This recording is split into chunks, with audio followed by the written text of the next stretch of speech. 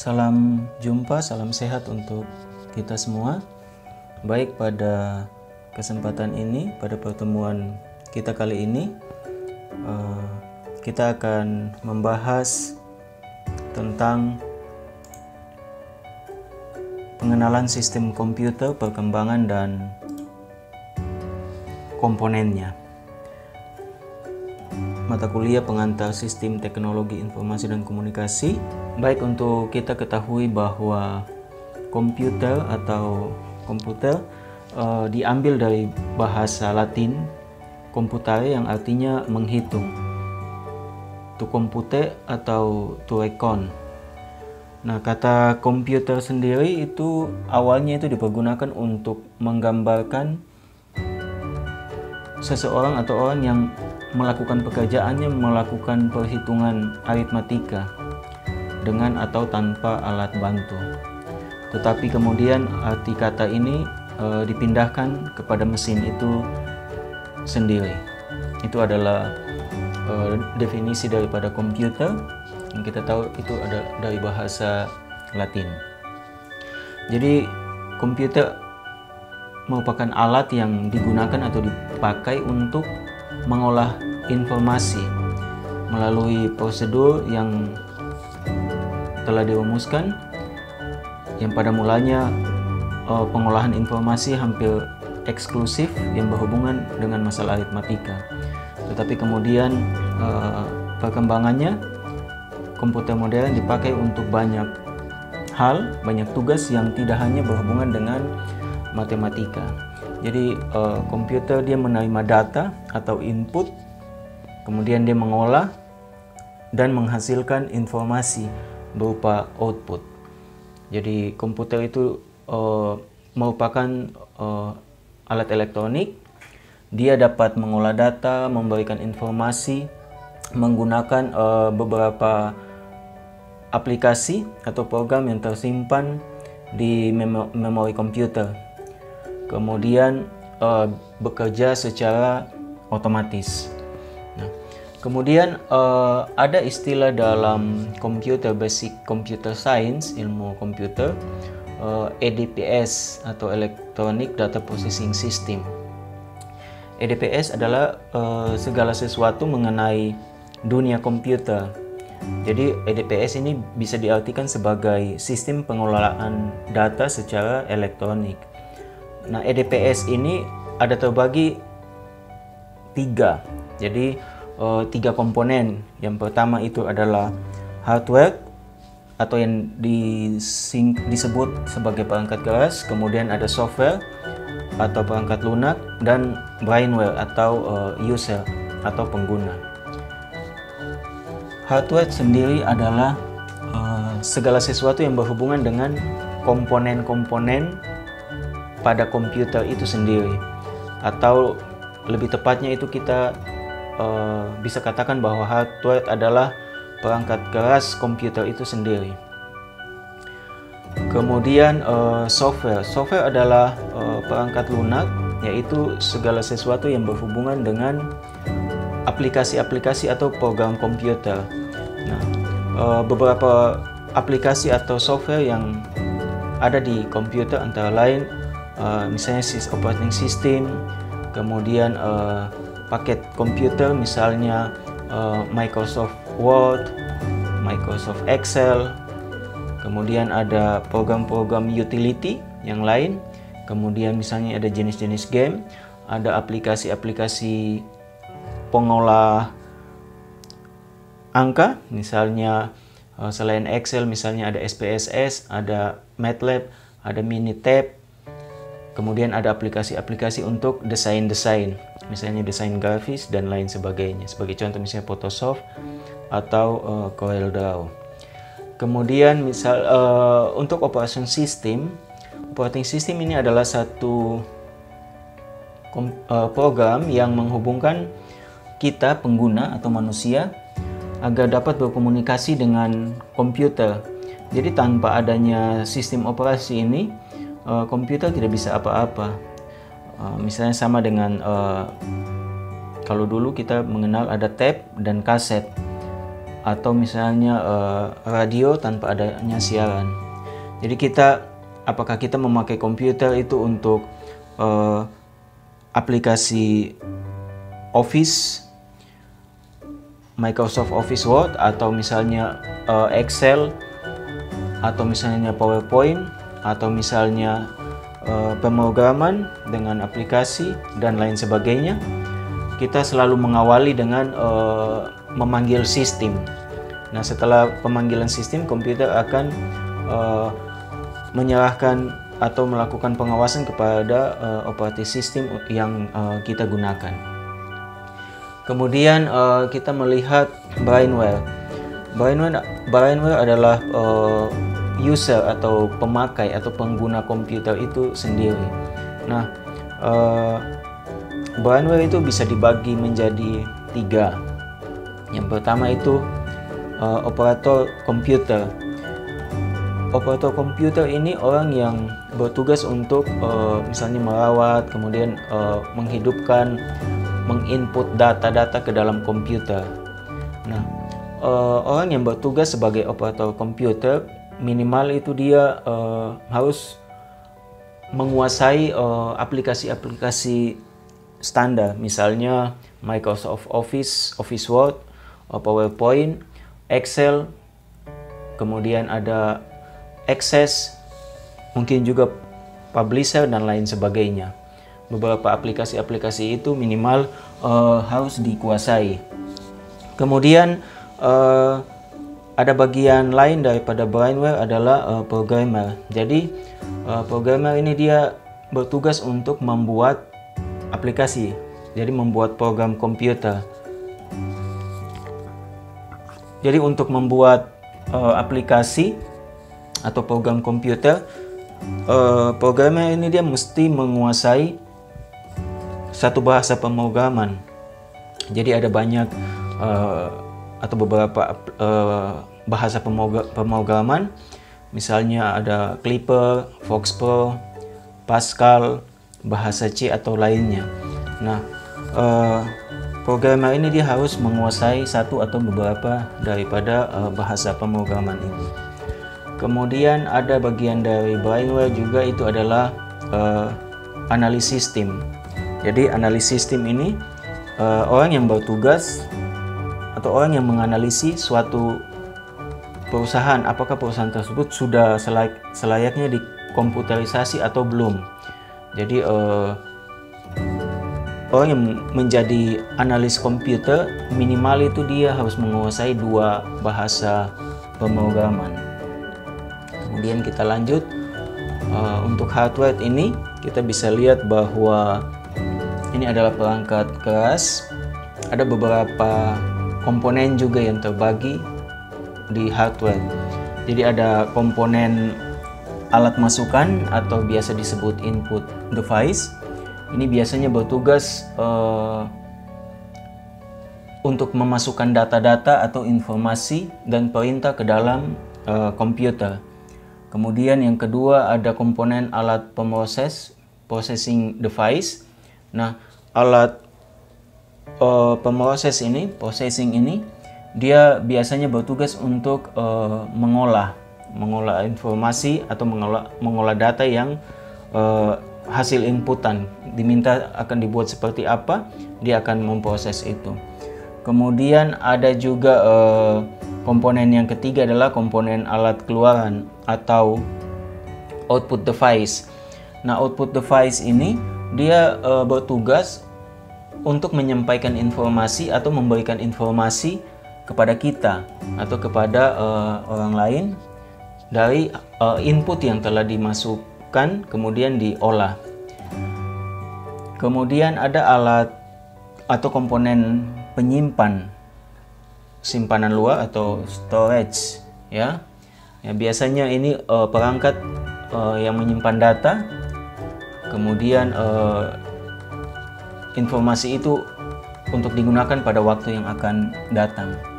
Kemudian ada juga komponen-komponen pendukung, ya. Ada komponen-komponen pendukung untuk bagian daripada hardware ini. Kemudian kita akan melihat sedikit terkait dengan komponen-komponen yang ada pada komputer. Kita melihat fungsinya apa, gambarnya seperti apa, kita bisa lihat. Yang pertama ini bisa dilihat ini adalah papan induk atau biasa kita sebut mainboard atau motherboard. Jadi dia merupakan perangkat utama yang berfungsi sebagai tempat memasang komponen internal dari satu komputer. Nah, motherboard ini biasanya dia menghubungkan dan mengaktifkan semua komponen yang ada pada komputer sehingga dapat bekerja secara optimal. Nah, komponen-komponen yang terpasang pada motherboard antara lain misalnya prosesor, kemudian VGA card, ada juga sound card, ada juga LAN card, kemudian DVD maupun kipas prosesor serta kabel-kabel data yang lain yang saling terhubung. Nah, ini adalah motherboard, bisa dilihat bentuk fisiknya seperti pada gambar. Kemudian kita lihat berdasarkan jenis prosesor yang digunakan, motherboard itu dapat dibedakan beberapa tipe. Jadi kalau untuk motherboard untuk prosesor Intel, nah kita bisa lihat di sini motherboard jenis ini hanya mendukung penggunaan prosesor Intel sebagai pengendali utamanya. Prosesor Intel pun memiliki beberapa jenis soket. Jadi dia untuk Intel dia memiliki beberapa jenis soket prosesor. Jadi kalau kita lihat jenis soket prosesor dan menyesuaikan tipe soket pada motherboard, kita bisa lihat ada soket 370. Nah, seperti pada gambar ini adalah contoh soket 370. Jadi soket tipe ini digunakan untuk prosesor Intel Pentium 3 dan Celeron. Nah, biasanya pada bagian kiri dan kanan itu berbentuk segitiga. Kemudian ada juga soket 478. Jadi soket tipe ini digunakan untuk prosesor Intel Pentium 4 dan Celeron. Jadi ini adalah contoh-contoh bentuk soket khusus untuk motherboard atau untuk prosesor Intel ya. Kemudian ini adalah selanjutnya soket LGA 775. Soket ini biasanya digunakan untuk prosesor Intel Pentium 4, Dual Core, Core 2 Duo dan Celeron. Ya. Jadi ini biasanya pembatas di kedua sisinya. Ya, ini yang tipe soket LGA 775. Kemudian kita lanjut, ada tipe soket 1366. Jadi kalau tipe soket 1366 ini biasanya dipakai untuk prosesor Intel i7. Ya, jadi biasanya soket i366 ini 1366 ini dipakai untuk prosesor Intel i7. Kemudian tadi untuk motherboard untuk prosesor Intel. Nah, kalau ini untuk prosesor AMD. Jadi untuk prosesor AMD ada jenis-jenis soketnya juga. Jadi kalau untuk prosesor AMD ini dia untuk menunjang prosesor AMD yang memiliki suhu operasional yang relatif tinggi, kita memerlukan motherboard yang tahan panas. Nah, jadi ada beberapa tipe prosesor AMD. Kita bisa lihat tipe soket prosesor AMD. Di sini ada soket A. Kalau soket A ini biasanya digunakan untuk prosesor AMD Athlon Thunderbird hingga Athlon XP MP 3200 Plus serta prosesor AMD tipe Duron Sempron. Nah, ini adalah bentuk komponen dari soket A. Kemudian ada soket 754. Nah, soket 754 ini dia untuk penggunaan pada prosesor Athlon 64 dan AMD Sempron. Nah, biasa pada ada terdapat pola segitiga di setiap sudutnya. Ya, seperti itu. Jadi setiap soket dia punya bentuk dan ciri tersendiri. Kemudian ada juga soket 934. Nah, soket 934 ini dia merupakan pengganti soket tipe 754. Kemudian dia memiliki beberapa keunggulan dibandingkan dengan tipe sebelumnya. Kemudian kita lihat ada juga soket 940. Ini masih prosesor AMD. Nah, soket 940 ini biasanya digunakan untuk prosesor AMD Opteron. Jadi tidak ada lubang di bagian tengahnya. Nah, kemudian ada soket AM2. Ya, biasa kalau soket AM2 ini kita menggunakan dia atau digunakan untuk prosesor AMD Athlon X2 5000 Plus. Kemudian juga bisa untuk AMD Athlon 64FX 62 dan AMD Sempron. Nah, kemudian kita lihat untuk prosesor. Jadi tadi itu adalah tipe motherboard dengan soket-soketnya baik untuk motherboard Intel maupun untuk prosesor Intel maupun untuk prosesor AMD. Kemudian kita lihat di sini prosesor ini dapat dikatakan sebagai otak komputer. Jadi dia bertugas untuk mengatur seluruh pekerjaan yang dilakukan oleh suatu komputer. Nah, prosesor ini biasa kita sebut dengan Central Processing Unit. Prosesor berkaitan dengan kecepatan kerja suatu komputer. Jadi cepatnya prosesor bekerja itu biasanya ada dipengaruhi oleh 3 faktor utama, yaitu kecepatan internal atau internal bus, kemudian kecepatan eksternal atau external bus, dan kapasitas memori cache memorinya. Nah, kalau kecepatan internal biasanya itu kita kenal dengan CPU speed. Nah, misalnya ada kecepatan 1 GHz, ada kecepatan 2 GHz dan sebagainya, yang merujuk kepada kecepatan internal. Semakin tinggi kecepatan internalnya, semakin cepat proses pengolahan data yang dapat dilakukan oleh sebuah komputer. Nah, kemudian ada kecepatan eksternal dari CPU juga. Nah, kecepatan eksternal ini dia biasanya didukung oleh motherboard yang dikenal sebagai frontside bus atau FSB. Misalnya kecepatan eksternal sebuah CPU adalah 400 MHz, maka motherboard harus memiliki kecepatan bus yang sama seperti itu. Kemudian yang ketiga adalah memory cache. Jadi semakin besar kapasitas dari memory cache yang dimiliki satu komputer, maka kemampuan CPU secara keseluruhan itu akan meningkat.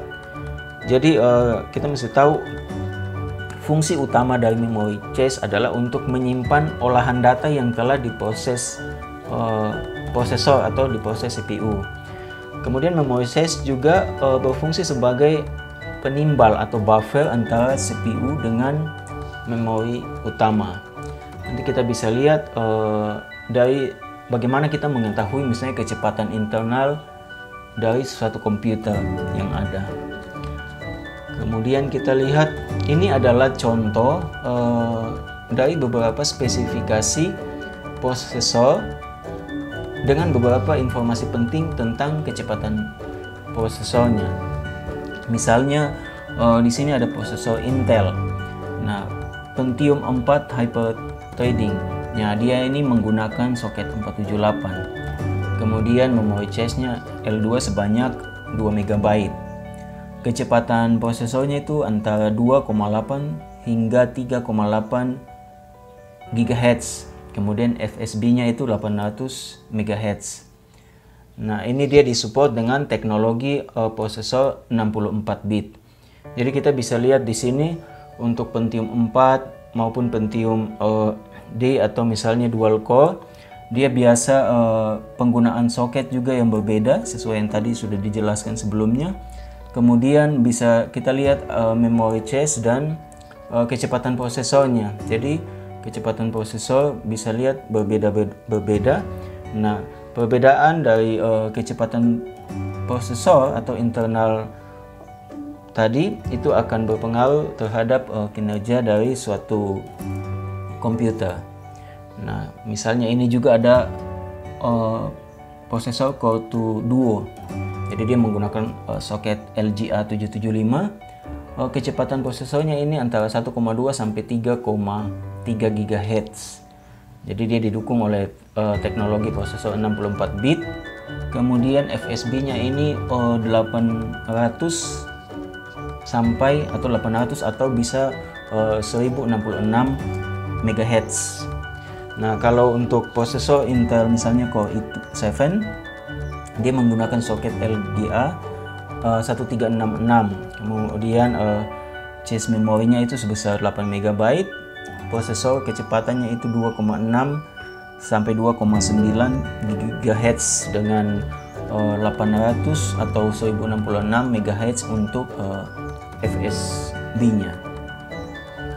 Nah, kemudian berbeda juga untuk prosesor AMD.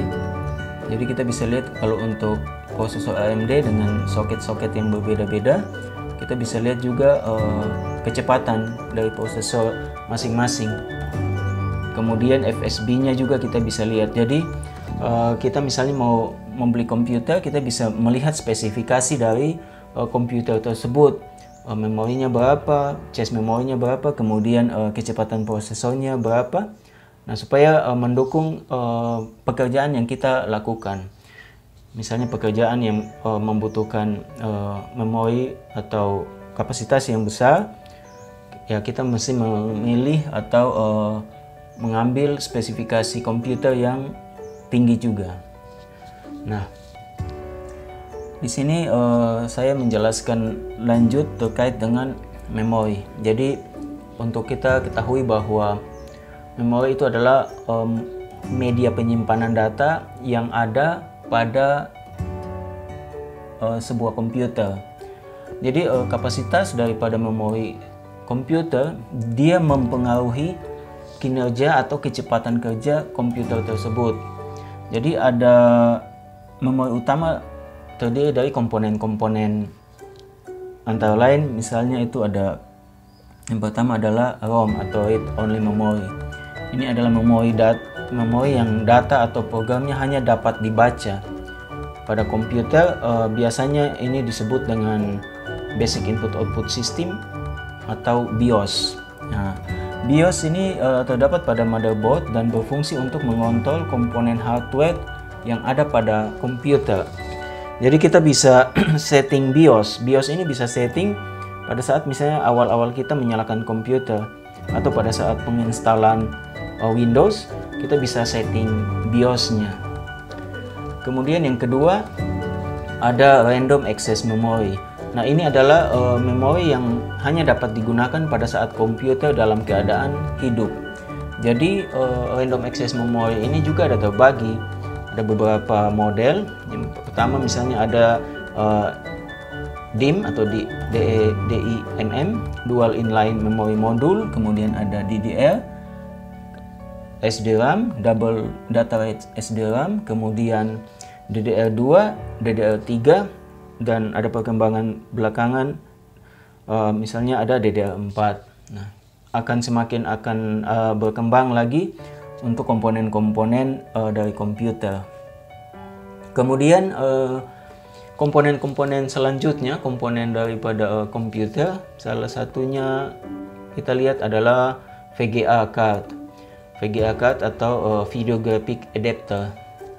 Nah, VGA ini adalah kartu yang terpasang pada slot ekspansi pada komputer yang ada pemasangannya nanti akan pada motherboard. Nah, kartu ini, VGA card ini berfungsi untuk menampilkan data ke layar monitor. VGA card itu harus dipasangkan pada motherboard sesuai dengan slot yang tersedia, ya. Jadi kita akan menyesuaikan slot yang tersedia pada mainboard atau motherboard itu untuk pemasangan VGA. VGA juga ada terbagi-bagi. Ada beberapa tipe. Ada VGA AGP, ada VGA PCI, ada VGA PCI Express, ada juga VGA onboard. Jadi VGA card ini dia berfungsi itu menerjemahkan output keluaran komputer hasil olahan inputan data ke monitor. Kemudian untuk penggunaan VGA ini untuk grafis atau game. Jadi VGA untuk saat ini ada memorinya 16, 32 hingga 128 MB, bahkan sudah lebih. Karena perkembangan, jadi misalnya kita main-main game atau desain-desain grafis, lebih bagusnya itu kita mempunyai VGA card dengan memorinya yang besar. Jadi ada misalnya merek Nvidia, ATI, Radeon, dan lain sebagainya. Kemudian ada juga komponen selanjutnya adalah sound card. Ada sound card, kemudian ada speaker maupun headset atau headphone.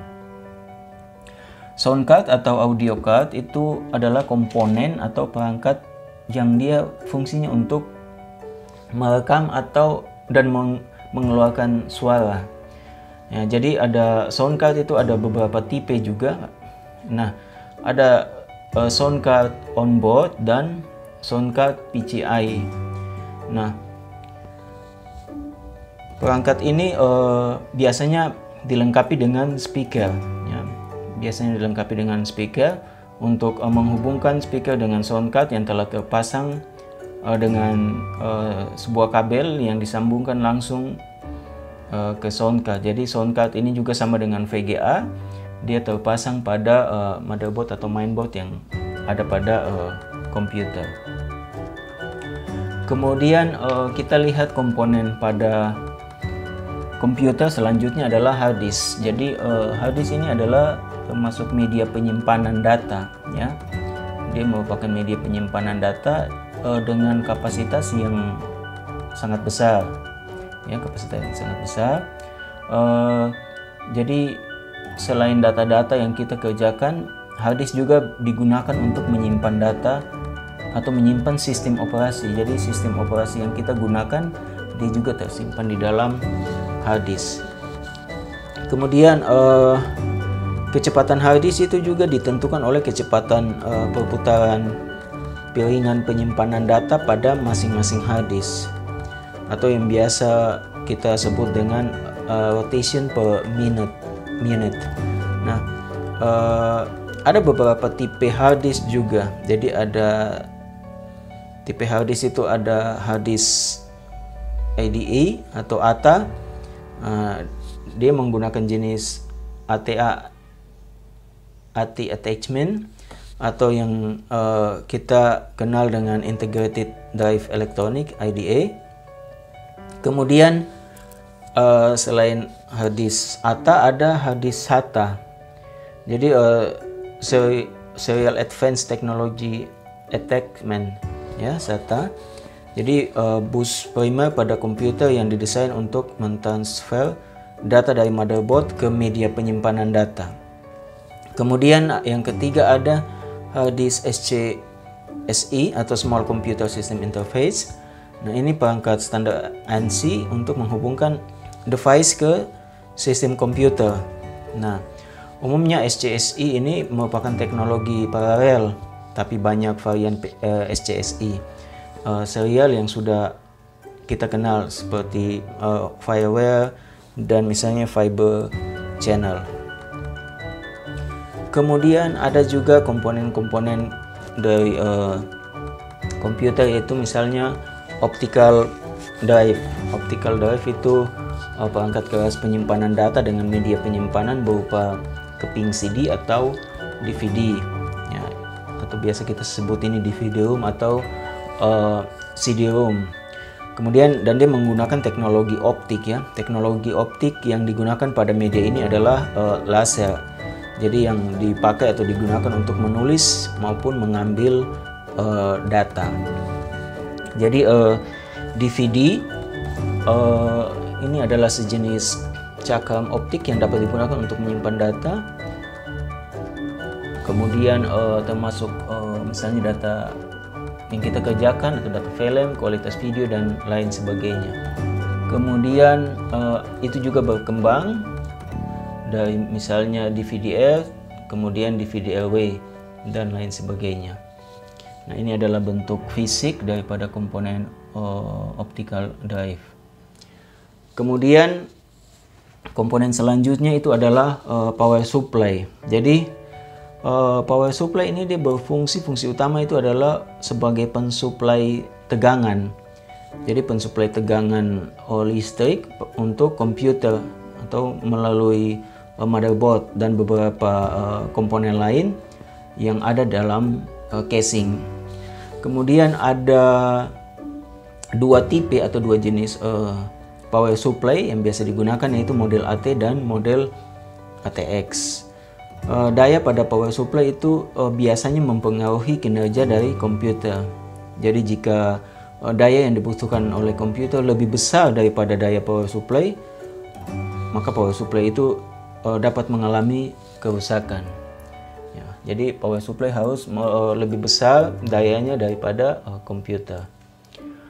Kemudian kita lanjut, kita lihat ini adalah casing. Jadi casing itu pelindung komponen-komponen yang seperti tadi sebelum-sebelumnya sudah dijelaskan, bagian-bagian komponen yang ada pada komputer. Nah, dia berada dalam casing, jadi sebagai pelindung daripada komponen-komponen yang ada. Nah, kemudian keyboard. Keyboard ini dia masuk sebagai alat input device. Jadi alat input itu dia bertugas untuk menginput data, informasi yang kita punya atau yang akan kita olah. Jadi keyboard juga ada beberapa tipe ya, beberapa jenis. Ada keyboard yang pakai kabel, kemudian ada keyboard yang menggunakan wireless, dan ada keyboard yang model penggunaan kabel USB. Nah, itu ada model-modelnya. Nah, kemudian ya kita bisa lihat sini, ini contoh. Nah, kalau dulu kita bisa kenal itu ada keyboard dengan menggunakan atau tipe AT ini. Nah, kita bisa lihat ini dia punya port pada keyboard serial ini seperti ini. Jadi perkembangan komponen-komponen komputer itu juga berkembang tipenya dan bentuknya. Kemudian itu yang di atas itu adalah tipe AT, kemudian di bagian bawah ini tipe PS2. Biasanya digunakan pada komputer ATX. Nah, ini adalah model tipe port pada keyboard PS2 ya, dan konektornya pada motherboardnya. Jadi kita bisa lihat tipe-tipenya.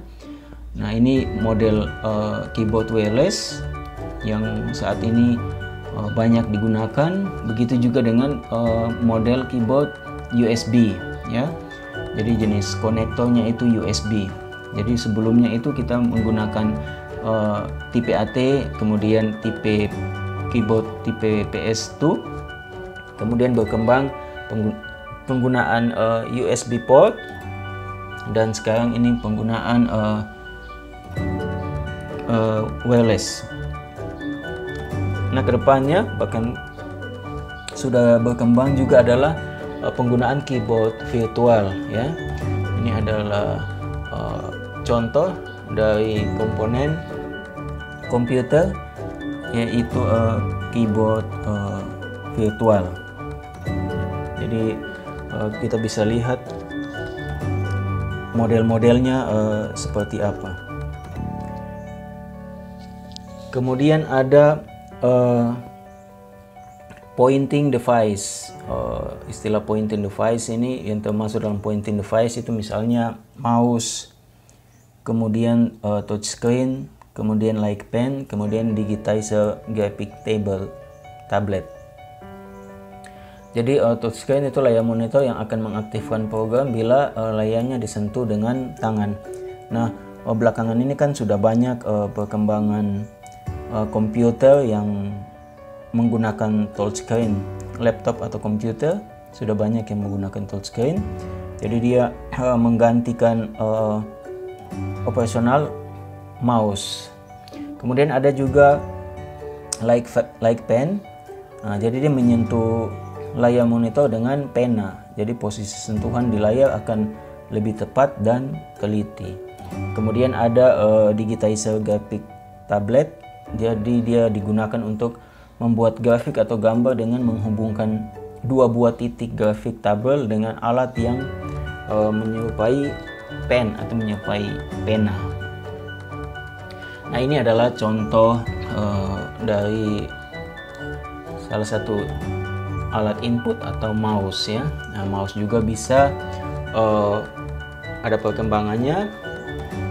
Silakan nanti dipelajari lagi tipe-tipe. Jadi ada dulu sama juga ada tipe konektornya PS2, ada kemudian konektornya USB port, kemudian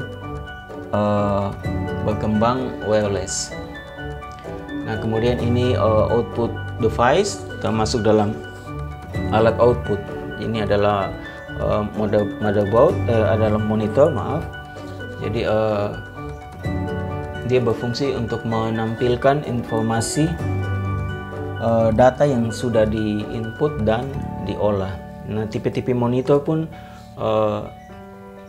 ada perkembangannya. Jadi dulu ada monitor tipe CRT atau cathode array tube. Kemudian ada berkembang sekarang ada flat panel display.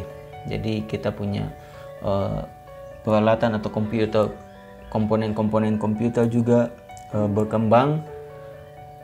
Kita tinggal mengikuti dan melihat dan membedakan komponen-komponen tersebut. Kemudian selain monitor, ini adalah printer. Printer ini juga merupakan komponen output device, alat keluar ya. Jadi dia bertugas untuk mencetak informasi atau data yang sudah kita olah. Ada beberapa tipe printer juga, ada tipe dot matrix, ada tipe inkjet printer, kemudian ada tipe laser. Nah, jadi beda, ada dot matrix, inkjet printer atau yang tinta itu, kemudian laser.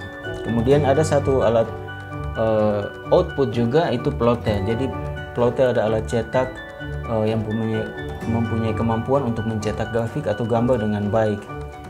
Nah, kalau kita lihat di percetakan besar itu mereka mencetak spanduk.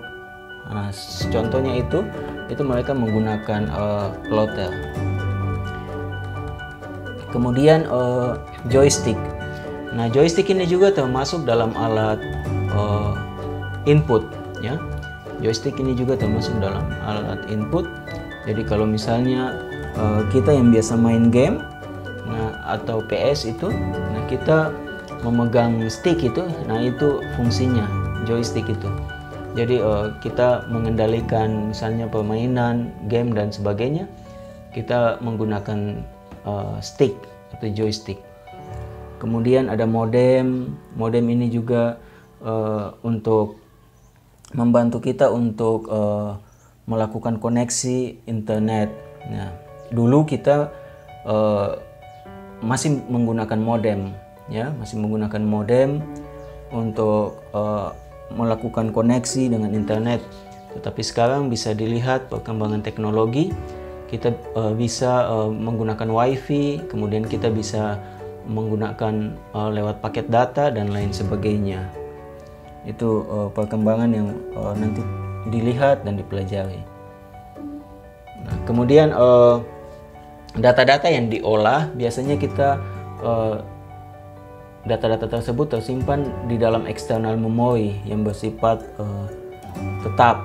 Ya, artinya data tersebut tidak akan hilang walaupun tidak ada tegangan listrik yang masuk atau tegangan listrik yang mengalir. Nah, Media-media yang biasanya digunakan merupakan media magnetik yang berfungsi sebagai tempat penyimpanan data dengan guratan magnetik yang dimilikinya. Sebagai contoh misalnya floppy disk atau dulu disket, dulu kita biasa menggunakan disket, kemudian hard disk atau compact disk atau CD, dan DVD atau digital versatile disk. Kemudian misalnya magnetic tape. Nah, ini adalah contoh-contoh media penyimpanan yang memiliki media magnetik untuk menyimpan data. Nah, ini adalah contoh magnetic tape. Jadi media penyimpanan data, jadi biasa digunakan untuk komputer jenis mini atau mainframe ya. Jadi biasanya ada dua jenis ya, terdapat dua jenis magnet tape yang biasanya digunakan oleh komputer. Nah, kemudian ini CD, compact disk. Ini biasa juga kita pakai untuk menyimpan data, informasi-informasi yang kita punya, yang sudah diolah maupun sudah dianalisis, kita bisa simpan ke CD atau DVD. Nah, kalau perkembangan dulu beberapa tahun sebelumnya kita masih menggunakan floppy disk. Ini adalah floppy disk. Jadi dengan kapasitas masih kecil, kapasitasnya ini masih megabyte. Nah, data-data yang kita miliki tidak seperti sekarang kita menyimpan dia di flash disk atau di external hard disk dengan kapasitas yang sudah besar. Nah, dulu itu kita masih menyimpan dengan CD. Nah, ini adalah bentuk floppy disk atau contoh bentuk fisik daripada floppy disk. Nah, kemudian data-data yang disimpan juga dia memiliki kapasitas, begitu juga dengan media penyimpanannya. Jadi ini hanya sebagai contoh saja bagaimana kita mengetahui besar kapasitas media penyimpanan. Misalnya kita punya hard disk, kapasitasnya 320 GB. Jadi artinya yang dimaksud dengan 320 GB itu adalah 320 miliar bytes. Nah, sedangkan hitungan sebenarnya 1 GB itu bukan 1000 MB, tetapi 1 GB itu sama dengan 1024 MB. Nah, kemudian 1 mega itu kurang lebih 1000 KB. Nah, tetapi sebenarnya 1 mega itu adalah 1024 KB. Dan 1 KB bukan 1 bytes, tapi 1 KB sama dengan 1024 bytes. Baik, demikian pertemuan kita kali ini terkait apa itu definisi komputer, kemudian bagian-bagian kecil daripada komponen-komponen yang ada pada komputer. Semoga materi ini bermanfaat. Terima kasih.